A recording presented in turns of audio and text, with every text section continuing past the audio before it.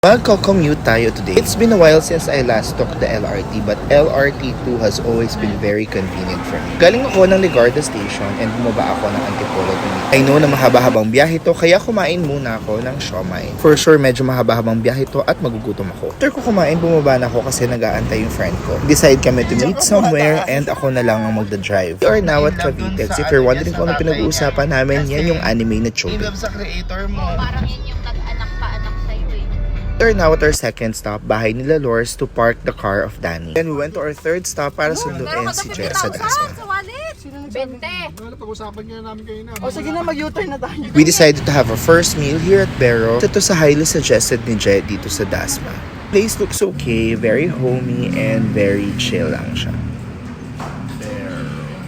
I ordered their katsudon and this is how it looks like. In terms of presentation, maganda naman siya. And in terms of taste, I think it's good. It's not that great, wala masyadong wow factor, but it's something na kakainin ko at babalikan ko.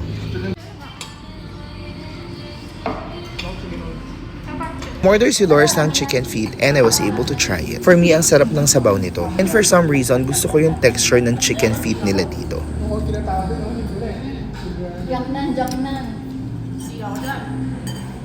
Then after this, pumunta kami sa Kochiro, sa may silang naman to. This place is very famous for their koroke. I have been here several times. The first time I went here, hindi pa siya naka-aircon. So ngayon naka-aircon na siya and sobrang ganda and stylish na talaga ng place. I ordered 3 pieces of koroke and nakalimutan ko yung tawag din sa isa. But I always order that. Para lang may idea kayong koroke, it's potato. What I like the most about koroke is how it tastes. Very savory talaga siya and very comforting whenever I eat it.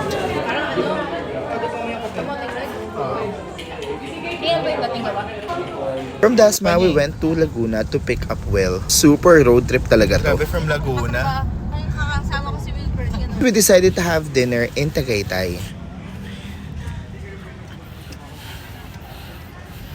We